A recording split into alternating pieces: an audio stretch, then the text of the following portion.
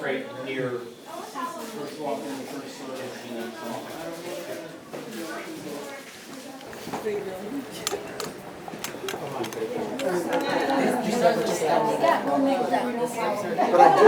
I like it. I like it. Here, go right up there. We need to squeeze together here, guys. Get everybody in here. Ooh. Keep going. We got more people to pack in. Come on. Squeeze together, people. We don't fight. At least now. All right.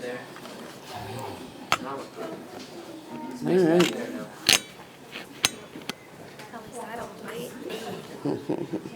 I might. Yeah, you might.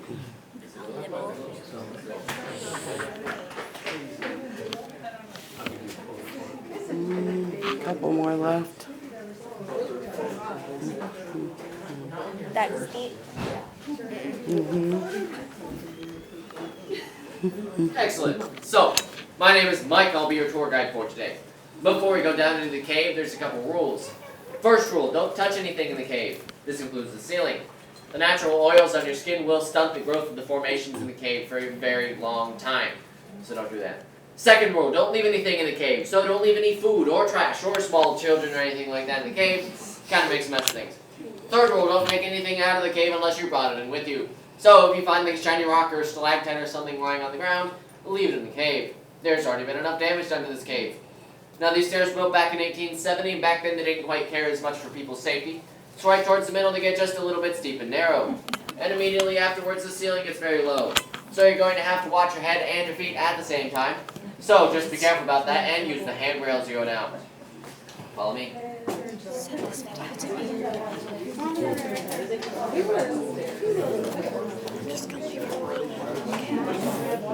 But I don't know, as dark as it is, it might not record. I know, but...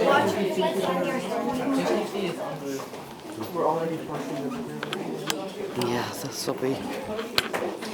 this will be fun.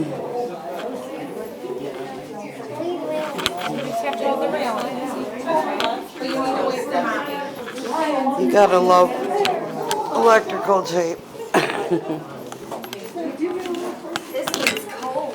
I like it. Oh my god.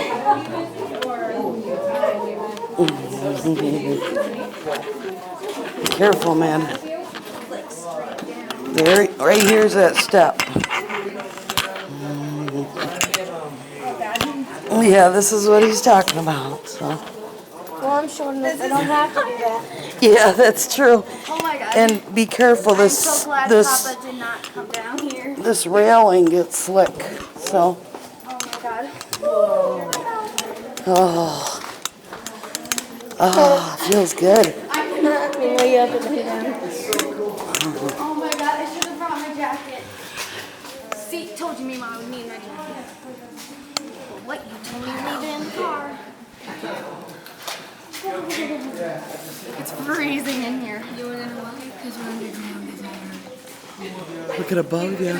Oh, water dripped down my shirt. Okay. Me too.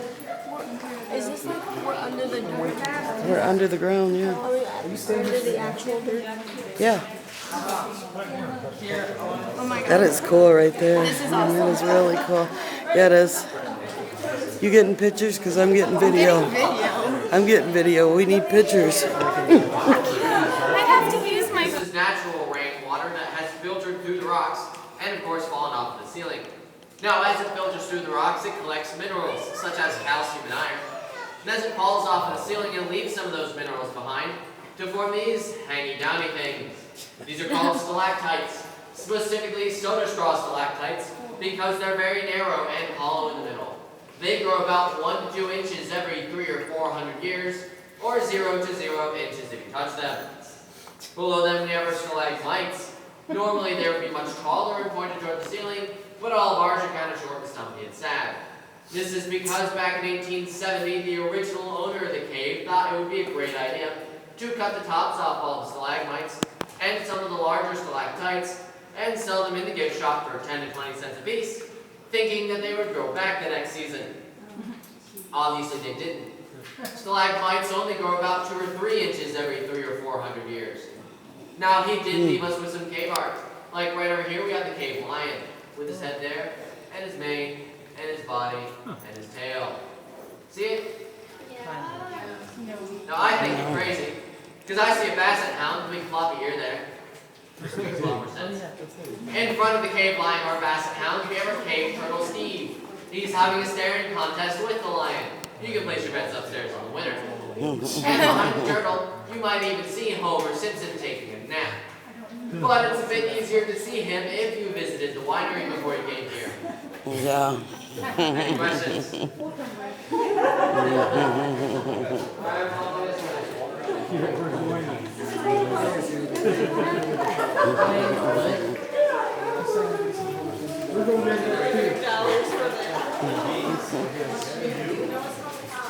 Nod your head, Desire. Oh, I like it. I don't think it's too cold. If nothing else, Papa would have liked that. Ooh, look at that one, Desire.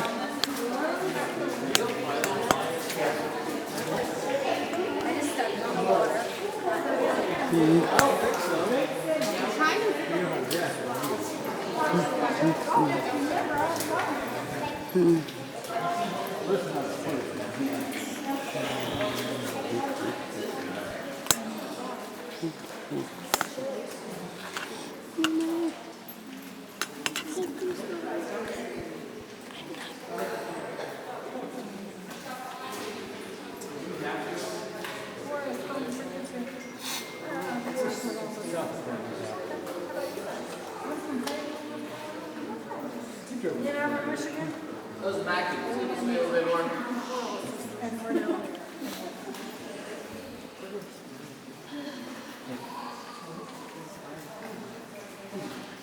Alrighty, so this cave is only about 15 to 20,000 years old, which is actually pretty young for a cave. Now most caves form when water flows through rock and slowly erodes it away, but that takes hundreds of thousands of years. This cave forms differently. Originally, it was just 2 layers of limestone stuck together. The layer above you, and the layer below you. And under them was a layer of gypsum, specifically called anhydrite. Now, anhydrite is very spongy, and it absorbs water very well. And 20,000 years ago was coincidentally the end of the last ice age. During the end of the last ice age, the West Consinian Glacier, which had been over this area at the time, melted away. As it melted away, all that water filtered down through the rocks and was absorbed by the anhydrite. As it absorbed water, it expanded and pushed the 2 layers of limestone up. Eventually, it could not expand anymore, and it began to dissolve away. And the bottom layer of the limestone collapsed because it had nothing to support it anymore, while the top layer stayed up because it formed a slight dome shape and was able to support itself. This created the gap that you're standing in now. We see evidence of this in, for instance, this round formation here on the ground, and the jagged edge in it. And then on the ceiling, that same sort of round indentation, and the jagged edge sticking out. Or for those in the back, that kind of round lump there on the ground, and a very similar indentation on the ceiling. There are many more examples of this throughout the cave if you look around you. Any questions? Alright, follow this way. Watch your step right here. There's a little bit of a drop. Man, I think they're wireless. They don't have like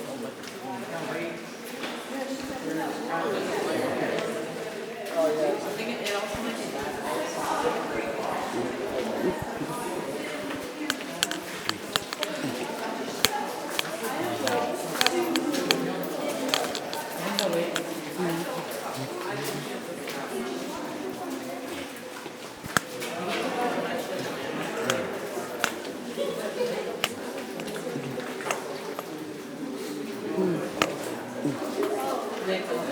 It's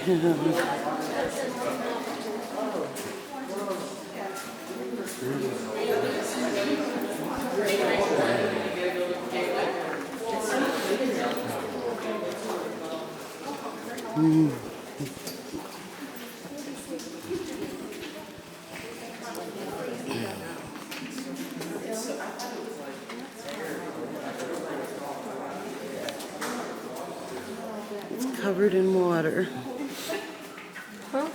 So this is covered in water. Just a little bit more.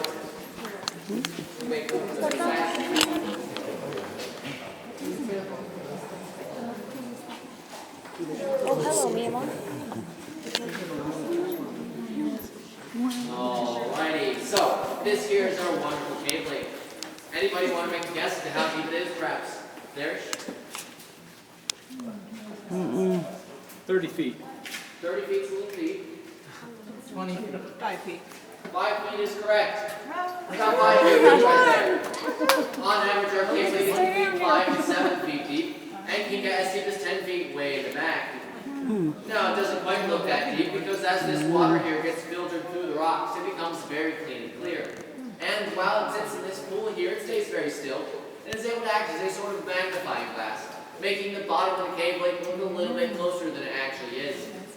Now, back in 1813, when Commodore Oliver Hazard Perry and his men were waiting here in the bay for the British to attack, they ended up running out of fresh water. So instead of going back to port and possibly letting the British fleet just go by, they waited here in the bay and they drank water straight out of Lake Erie. Now, this was in the middle of the summer, so the lake was very warm, and it was full of bacteria and algae and nasty things like that. So many of his men got dysentery. So Perry sent a few of his healthy men here onto the island to find another source of fresh water, and after talking to some natives, they found this. Now, it wasn't green at the time, but we'll get to that. So he nursed his men back to health with clean water. They got over their sicknesses and were able to win the battle of Lake Erie. Now, it is speculated that if they had not found this cave lake, they might have lost the battle and looted all the sick men, resulting in us possibly losing the war, and we could be part of Canada now. Hey? So once again, back to the original owner in 1870, he also thought it would be a great idea to advertise the cave lake as the Cave Wishing Well. So people would throw their pennies and nickels and dimes and things into the cave lake and make their wishes. And at the end of the season, employees would come down here and collect all the coins. Now this water is the same temperature as the air. It's only about 52 degrees. So when they came down here to collect the coins, they only took the silver coins, such as nickels and dimes, and they left the pennies, because it wasn't worth diving down 6 feet in cold water for a penny.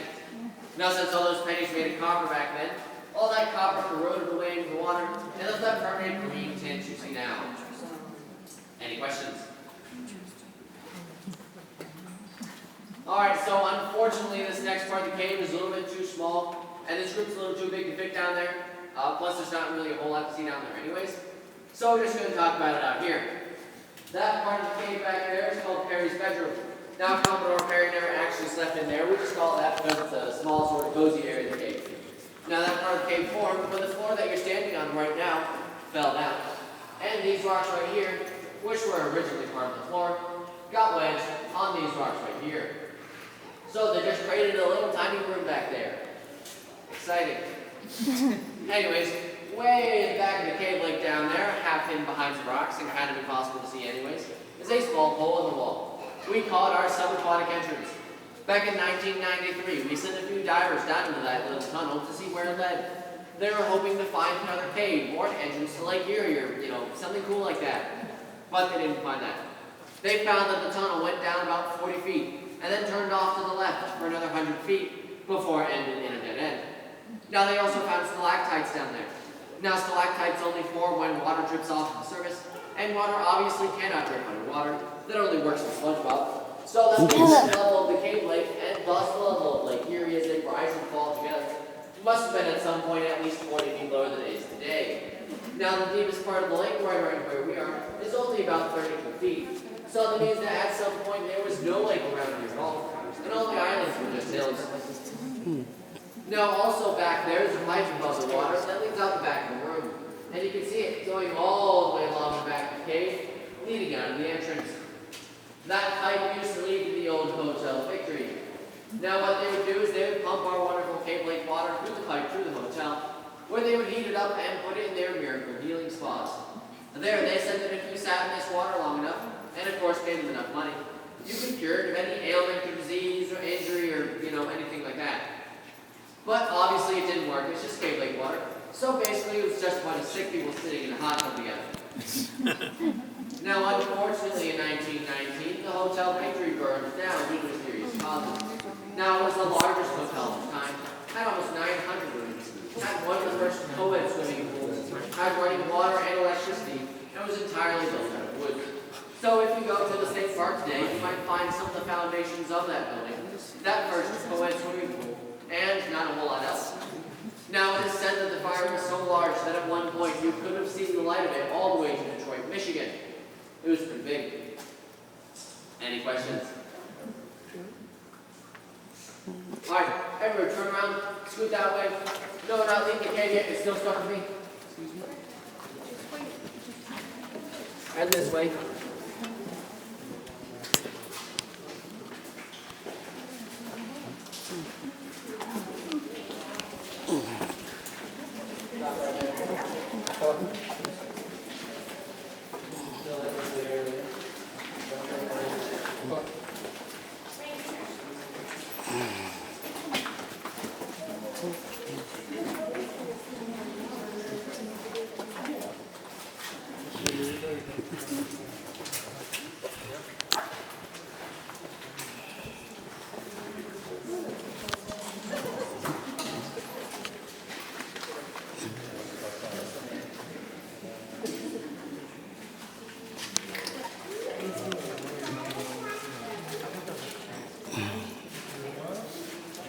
Alrighty, so once again, back to the original owner in 1870.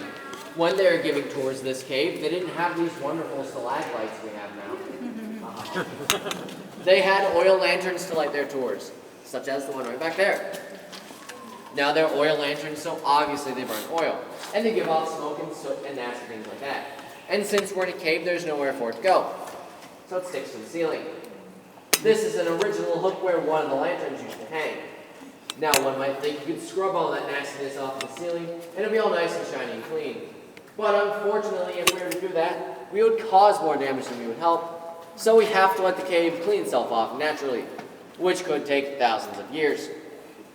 Now right over there in the corner, we have the ye old water barrel. What we used to do is we'd fill that with Cave Lake water and we would let people drink from it. But the health department found out about this. They came down here and they tested our water, and they found that if you drank too much of it, you would get heavy metal poisoning from molten copper. So basically they told us we weren't allowed to poison our customers anymore. Not to mention the fact that everybody was drinking out of the same bowl. Delicious. And right over here in this corner, right here we have the cave eye. This is a stalagmite that was cut off back in 1870. And at this point has been touched and rubbed and stepped on so much that it'll probably never grow again. So this is the one thing in the cave that you are allowed to touch, if you want to. I kind of want to touch it. Go ahead. So you don't have to touch it. Go ahead and touch it, man. Does it feel like a rock? Just touch it with your fingers. And one final thing. With your fingers. Right up here we have the cave owl. Feels smooth. With one eye here and one eye Touched it here. with my foot. See it? Anyone know what the cave owl says? Who cares?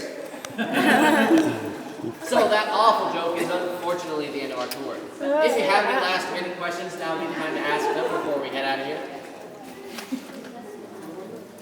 Oh, I just follow me on out.